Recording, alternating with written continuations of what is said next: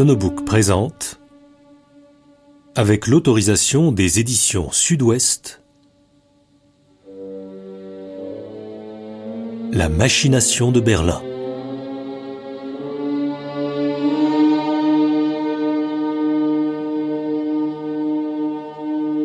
De Monique Dolin-Dufresnel.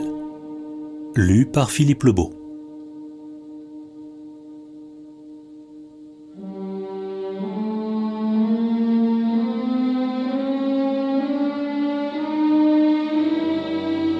Ton œil sera sans pitié, vie pour vie, œil pour œil, dent pour dent, main pour main, pied pour pied. Deutéronome 19, 21.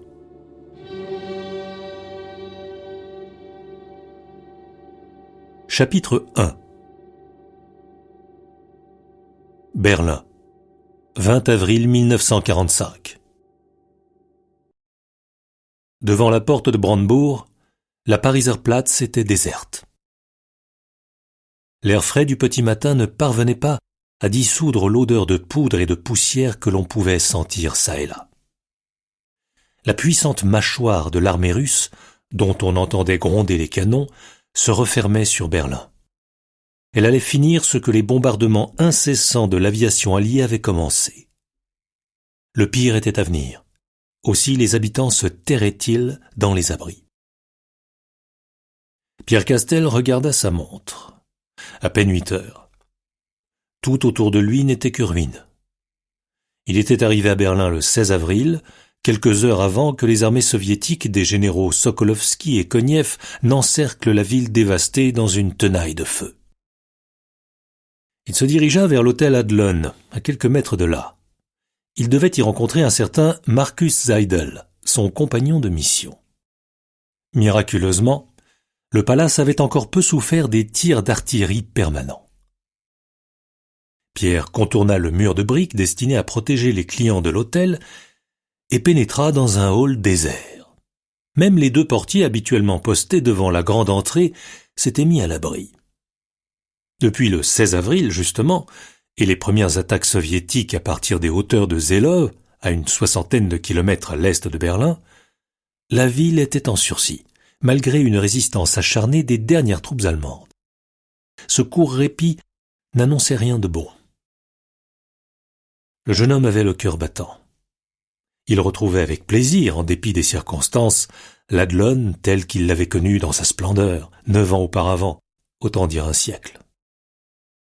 Il s'approcha de la fontaine de marbre noir ornée de 8 têtes d'éléphants qui semblaient le regarder d'un œil placide. Personne. Un peu plus loin, derrière le comptoir de la réception, un employé classait du courrier. Pour un peu, on se serait cru hors du temps. C'était aussi cela le charme des grands palaces. Une constance dans le flegme qui n'aurait pas déplu à un Britannique. Pierre Castel, qui était français, y était moins sensible.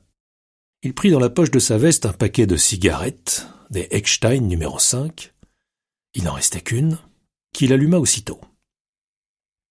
Au moment où il en tirait une longue bouffée, il entendit un bruit de pas qui évoquait plutôt un défilé martial qu'une marche feutrée. Il se retourna.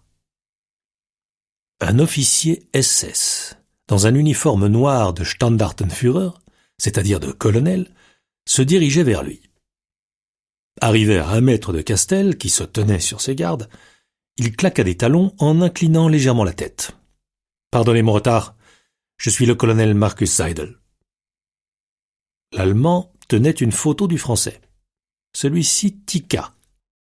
Le signe de reconnaissance convenu devait être une phrase, extraite des souffrances du jeune Werther.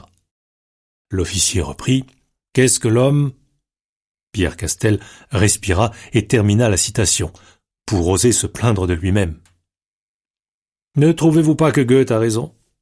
Par les temps qui courent, nous récoltons ce que nous avons semé. » Imaginait-il l'Allemagne telle qu'elle est maintenant ? J'en doute. Vous avez raison. Mais nous ne sommes pas ici pour philosopher, n'est-ce pas ? Le temps presse. Les Russes sont aux portes de Berlin, et je n'ai que peu de temps. Venez, suivez-moi. L'officier se dirigea vers le grand escalier qu'il monta en boitillant jusqu'au 2e étage. S'arrêtant devant la porte de la chambre 205, il sortit une clé de sa poche. Pierre, sur le qui-vive, ne cacha pas sa surprise. « Que faites-vous »« Chut, entrez vite, je vais vous expliquer. » Le colonel ouvrit, et les deux hommes s'engouffrèrent dans la chambre. Sur le lit, on avait étalé un uniforme de major de la Wehrmacht. À côté, une paire de bottes noires, parfaitement cirées. Marcus Seidel effleura les vêtements du doigt, insistant sur le passepoil bleu foncé des pattes d'épaule et de la casquette. « Il faut faire vite. Aussi, pendant que vous passez cet uniforme, je vais vous donner quelques explications. Comme vous le voyez, vous êtes censé être membre du service de santé de la Heer, l'armée de terre. Vous êtes médecin, n'est-ce pas ?»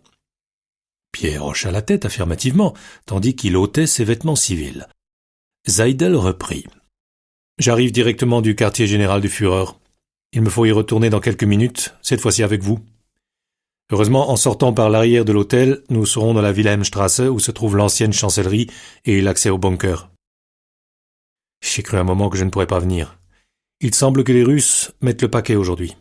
D'après mes informations, Berlin est totalement encerclé, mais Hitler ne veut rien savoir. En plus, c'est son anniversaire aujourd'hui, 56 ans. Chacun se demande comment sauver sa peau, mais lui, il est dans un déni total de la situation. On attend tous sa décision de quitter la ville, s'il en est encore temps. Mais rien ne vient. L'ambiance est très morose. Pierre n'était pas surpris du ton las de l'officier. En préparant cette mission, il avait été bien informé sur l'homme avec qui il allait partager l'angoisse des jours à venir. Malgré son uniforme de colonel de la SS, Marcus Seidel était alsacien et faisait partie de ceux que l'on avait appelés les malgré nous. Il avait participé du côté français à la drôle de guerre en tant qu'officier réserviste. Après l'armistice, il était retourné à son activité de vigneron du côté de Ribeauvillé. Mais lorsque l'armée allemande avait commencé à subir de lourdes pertes sur le front de l'Est et donc à manquer de soldats, le Gauleiter Robert Wagner, chef de l'administration civile d'Alsace, eut l'idée d'un service militaire obligatoire pour les Alsaciens lorrains. C'est ainsi qu'en 1943, en dépit de ses protestations, il avait été enrôlé de force d'abord dans la Wehrmacht et ensuite, en mars 1944, dans la Waffen-SS, avec le même grade que dans l'armée française. Il était alors commandant. Pour être bien sûr qu'il ne déserterait pas, comme beaucoup de malgré nous, sa mère et ses deux jeunes sœurs avaient été menacées d'un internement au camp de Natzweiler-Struthof, dans la montagne vosgienne, à quelques 50 kilomètres de Ribeauvillé. Il n'avait eu d'autre choix que d'obéir.